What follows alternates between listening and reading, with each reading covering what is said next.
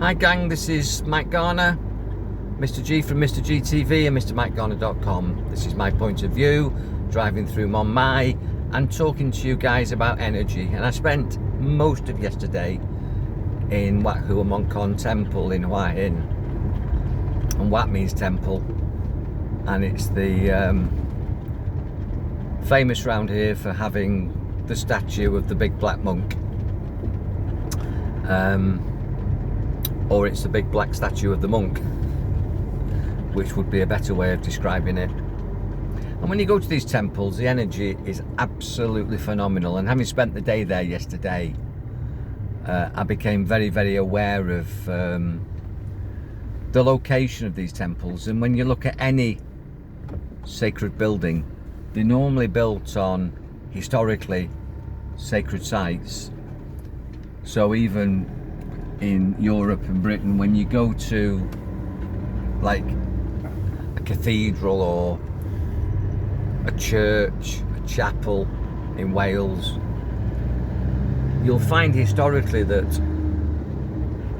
even if it's been renovated, that's the word I'm looking for, even if it's been renovated, it will be rebuilt on an ancient site, maybe where there's been ruins.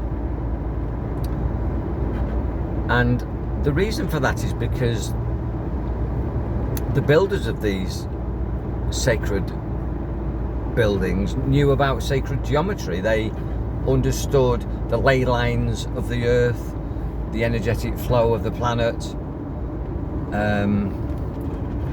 And if you come off the planet, you'll find there's a connection between these historical sites.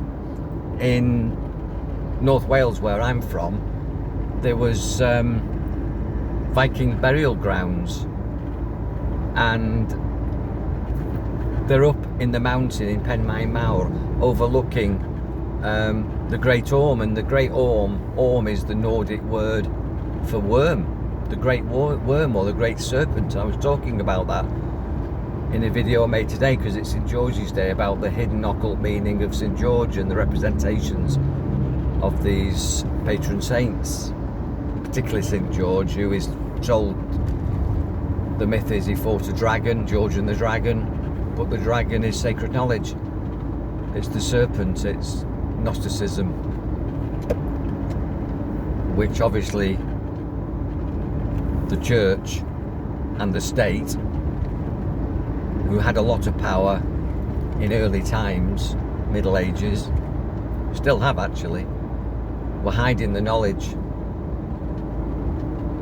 And it hasn't changed today. They're still trying to hide the knowledge, because knowledge is power, and it liberates you when you realise that you don't have to stand under any sovereignty of the crown or any sovereignty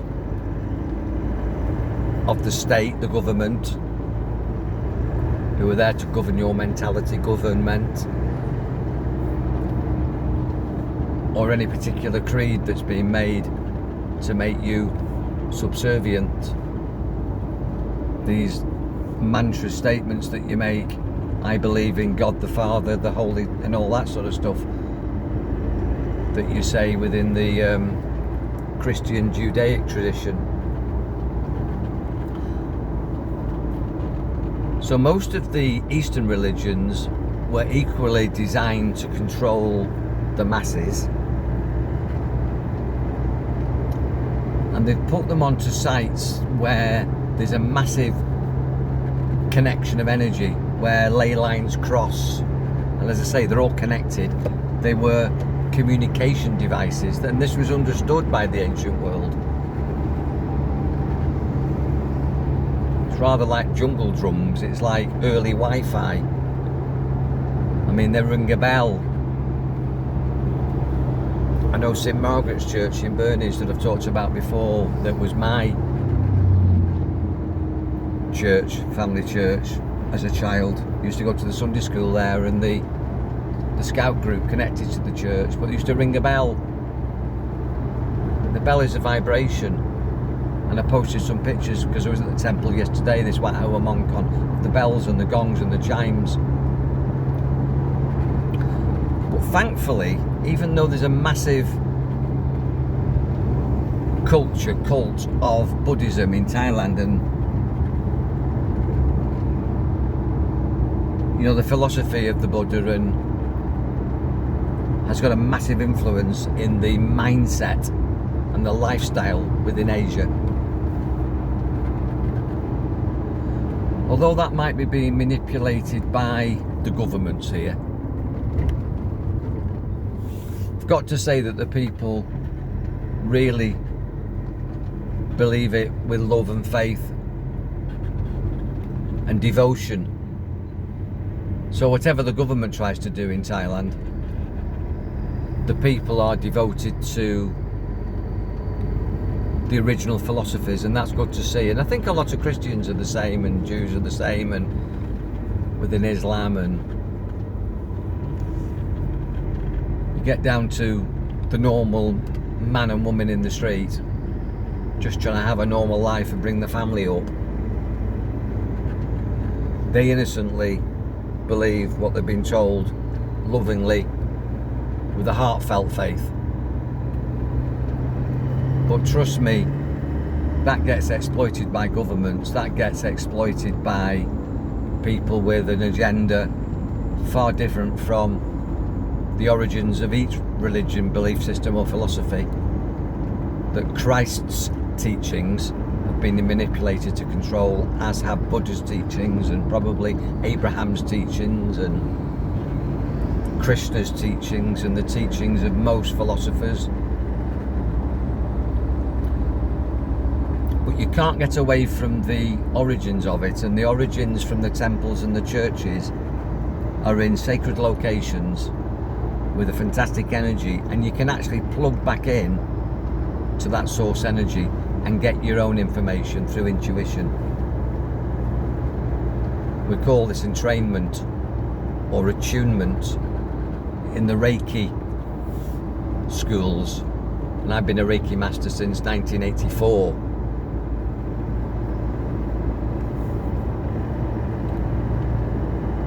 We attune to the Uzui Ray, the Grand Master Uzui, who's now an ascended master. In other words, he's died and he's in heaven, whatever that means.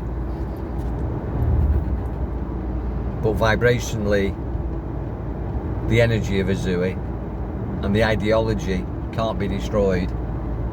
Thoughts can't be destroyed, memories can't be destroyed, memes of electrical, auric emanation, spirits if you like, but it is scientific and quantum,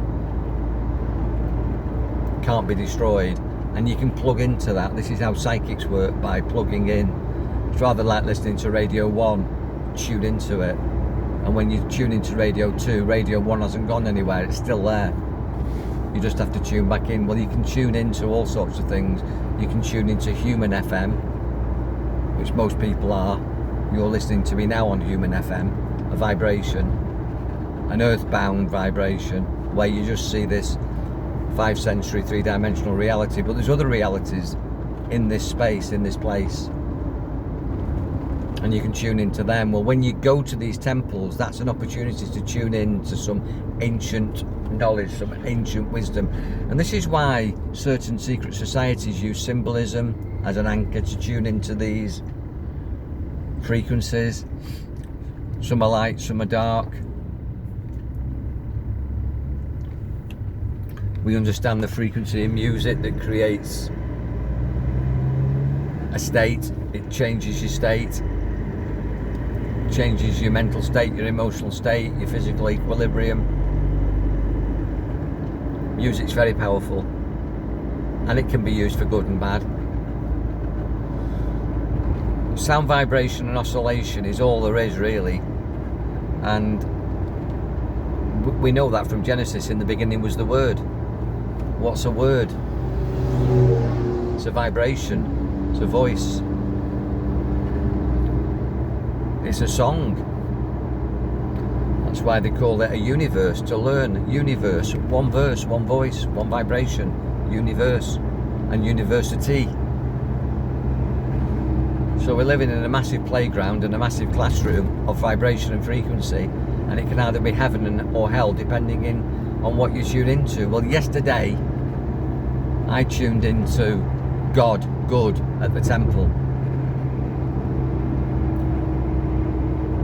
And you can anchor that vibration, you can bring that away with you by wearing amulets. So I bought some amulets, I'm bringing some back for some of my spiritual friends and groups, clients and stuff. If you listen to this and you want one, I'll bring one back for you and I'll post it to you. You can meet me when I get back to the UK after May the 4th.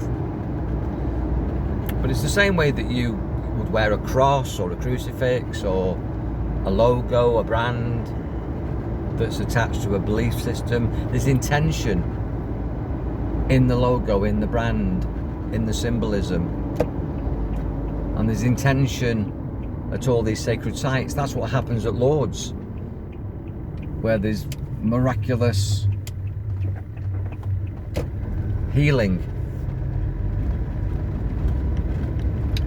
And in Holywell in North Wales, which is the Holy Well, healing at the Holy Well. Genuine miracles that can still take place today, and with Reiki, hypno healing and all sorts of healing modalities, modern day miracles. And people poo-poo this. They try and debunk it and say, oh, you're making it up, Mike. No, I'm not. You know I'm not. You've had your own experiences of miracles. You've seen things synchronistically that don't make sense. But a lot of people don't talk about it. I do. Because that's where the power is. That's where your superpowers are. That's where the magic is. Not this shit show that is being presented to you by another negative vibration, which is the media, which was actually designed to turn people into zombies and de-educate them and remove the knowledge. That's why they're called television programs, because it's programming to de-evolve you. So at every opportunity, I'm nearly at my house now, but at every opportunity, in my point of view, go to these sacred sites, go and hug a tree, go out into nature, go on the beach, connect to nature. That's the best Wi-Fi. And breathe in the energy of intentions that have been put into these sacred sites. They're actually embedded in the foundations of these churches and temples and cathedrals and ancient buildings and certain ancient towns. You go to Hastings, you go to London, you go to Westminster, you go to St Paul's Cathedral, you go to Manchester Cathedral, you go to York Minster. Go and stand near any sacred stones, standing stones, stone circles, like I say, the ones that are in Penmaenmawr, the Viking burial grounds, some are Druidian sites. Go to a retreat and tune in to something greater than yourself. A lot of people say, oh, you don't believe in all that, do you, Mike? Yes, I do.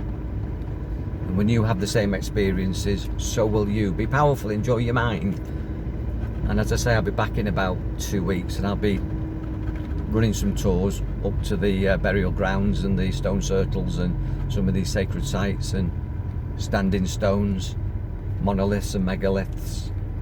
And I'll be running some events where you can tune into things that you probably thought wasn't real, and I'll demonstrate some stuff that you probably think isn't real. But when you see it for your own eyes, you'll realise it's not a camera trick or a magic trick, that this is the magic of you, the magic of me, you, me, we. We are powerful in the oneness, but you just have to tune into the good stuff. You need to shift and disconnect from all the shit. Here I am. Be powerful, you guys. Enjoy your mind. Check back for more.